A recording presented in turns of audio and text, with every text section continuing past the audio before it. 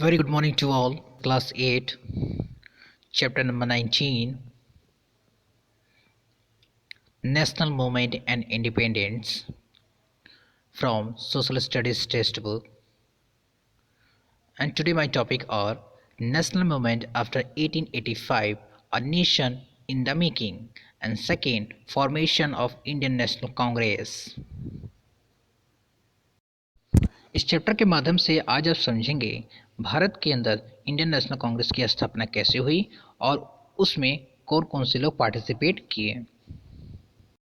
Now, the revolt of 1857 was a turning point in the history.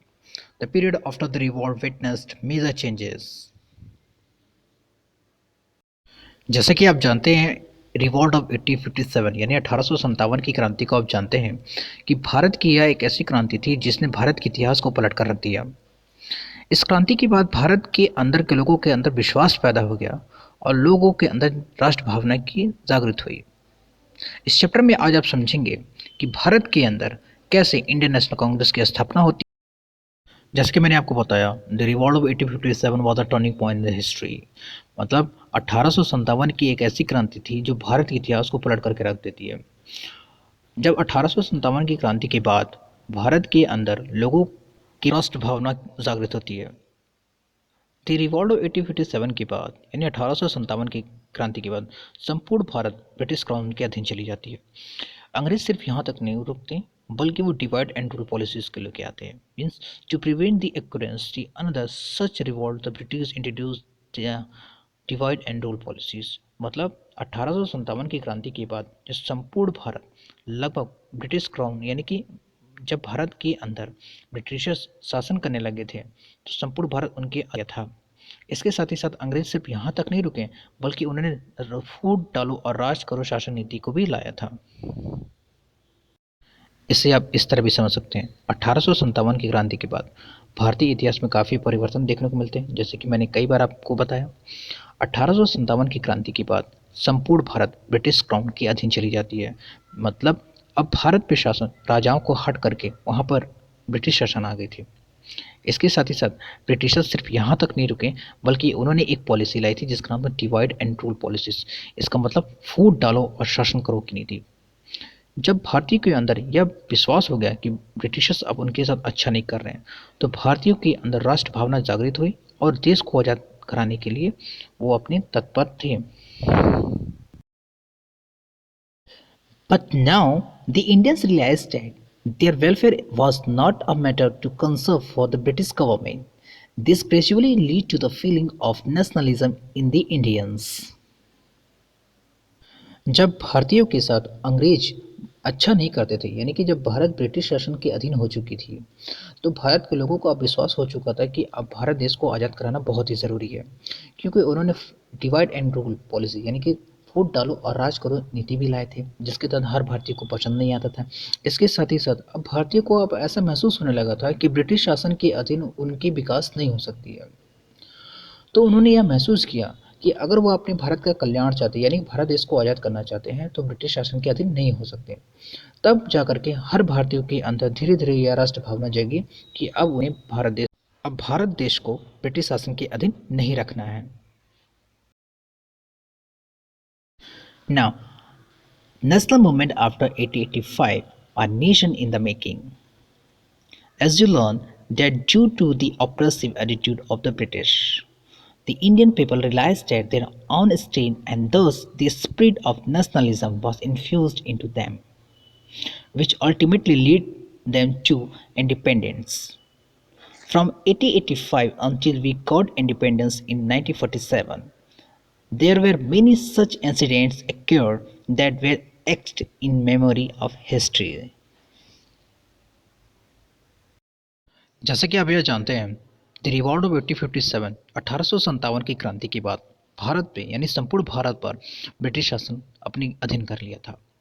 अब भारतीय को यह पसंद नहीं आया क्योंकि उस समय अंग्रेजों की जो नीति थी वो अच्छी नहीं थी। जैसा कि आपने अंग्रेजों की दमनकारी नीति और रवैये को जान चुके हैं कि वो भारत के लोगों के साथ अच्छा व्यवहार नहीं करते थे।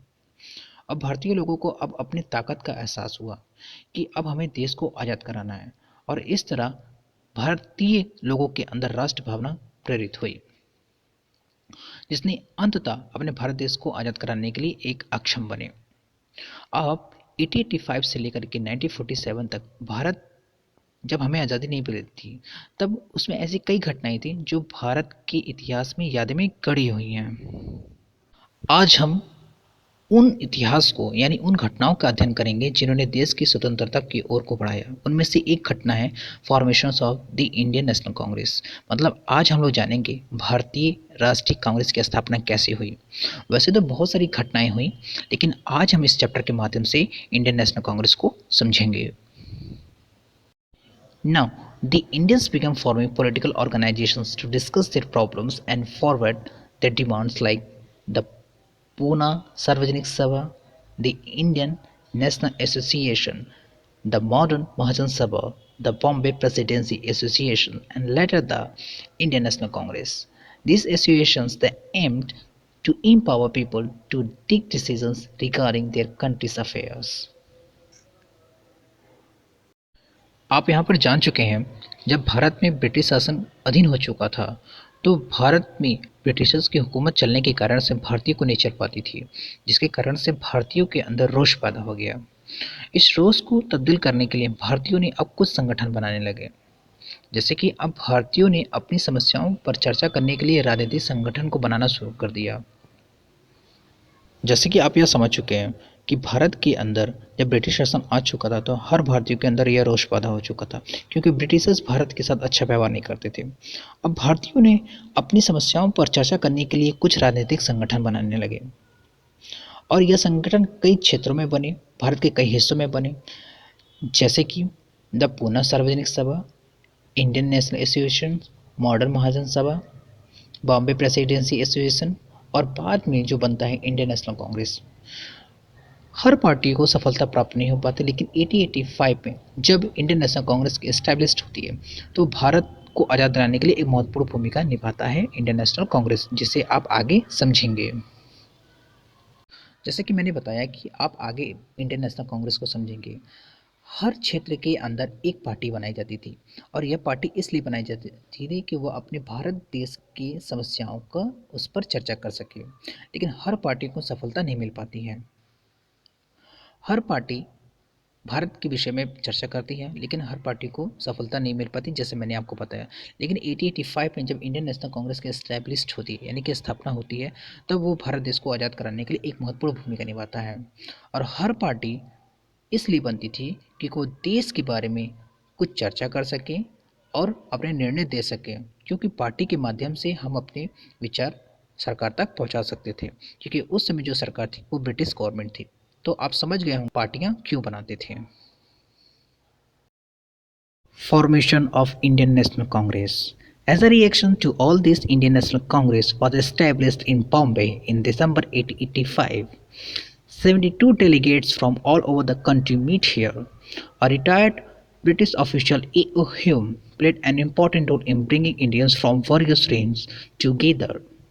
Some of the leaders of the earlier nationalist movements were Dadabhai Naroji, Firoz Shah Mehta, Badruddin Tayyabji, W.C. Banerjee, R.C. Datta, Surendranath Banerjee, and among others. जैसे कि आप जान चुके हैं, formation of Indian national Congress यानी कि भारत में इंडियन नेशनल कांग्रेस की स्थापना 1885 में हुई थी। इसके पहले भारत के अंदर कुछ छोटी छोटी पार्टियां थी, लेकिन हर पार्टी को सफलता नहीं मिल पाई थी। आज आप इस चैप्टर में समझेंगे इंडियन नेशनल कांग्रेस की स्थापना क्यों की गई थी, और इसमें कौन लोग से पार्टिसिपेट किए थे, यानी कि इनके सदस्य कौन कौन थे। As you know, the Indian National Congress was established in Bombay in December 1885. जैसा कि आप जानते हैं, राष्ट्रीय कांग्रेस की स्थापना दिसंबर 1885 बॉम्बे में की गई थी। जब इसकी स्थापना हुई तो भारत के हर राज्य से, मतलब हर क्षेत्र के से लोगों ने पार्टिसिपेट किया था, और पार्टिसिपेट करने वाले की संख्या जो थी वो 72 थी। और उस समय भारत का एक ऑफिसर था जो रिटायर हो चुका था, जिनका नाम था A.O. Hume, means Allan Octavian Hume. इन्होंने बहुत भी महत्वपूर्ण भूमिका निभाई थी इंडियन नेशनल कांग्रेस की स्थापना करने में, और इनको ही इंडियन नेशनल कांग्रेस का संस्थापक भी माना जाता है। जैसे कि आप जानते हैं कि 1885 में बॉम्बे में इसकी स्थापना की गई थी और भारत के हर क्षेत्र से 72 यानी कि 72 लोगों ने इसमें प्रतिनिधित्व किया था। और इस समय इनके जो अध्यक्ष बने थे उनका नाम था W C Banerjee means BMS Chandra Banerjee ने इसके अध्यक्ष बने थे। इसके साथ ही साथ आप यह भी जानते हैं कि द रिवॉल्ट ऑफ 1857 यानी 1857 की क्रांति के बाद भारत के अंदर कुछ ऐसे राजनीतिक भी थे जो भारत देश को आज़ाद कराना चाहते थे। आप यह जानते हैं जो 1857 की क्रांति हुई थी, क्रांति के कुछ सालों बाद ही भारत के अंदर एक राजनीतिक पार्टी की स्थापना की जाती है जिसका नाम है इंडियन नेशनल कांग्रेस। यह भारत के लिए एक महत्वपूर्ण योगदान देते हैं और इस योगदान के तहत भारत देश को आज़ाद कराया जाता है। इस पार्टी के अंतर्गत बहुत सारे ऐसे आंदोलनकारी थे जो इसमें सम्मिलित हुए थे, जैसे कि दादा भाई नौरोजी जी, फिरोज शाह मेहता जी, जी, डब्ल्यू सी बनर्जी जी मीन्स बीएमएस चंद्र बनर्जी जी, आर सी दत्ता जी और सुरेंद्रनाथ बनर्जी जी, और इसके साथ ही साथ बहुत सारे ऐसे जो इंडियन नेशनल कांग्रेस के सदस्य थे। जैसे कि आप जान चुके हैं एलन एक्टिव ह्यूम यानी ए ह्यूम जो भारत के अंदर इंडियन नेशनल कांग्रेस की स्थापना करती है, क्योंकि भारत के अंदर जो ब्रिटिश गवर्नमेंट थी उसके अधीन कुछ लोग ऐसे भी थे वह जानते थे कि भारत के अंदर जो लोग रह रहे हैं उनकी स्थिति क्या है। तो एलन एक्टिव ह्यूम ने इंडियन नेशनल कांग्रेस पार्टी की स्थापना करने में महत्वपूर्ण योगदान देते हैं। Students, part first is finished and next video you will be study formation of Muslim League 1906. Thank you.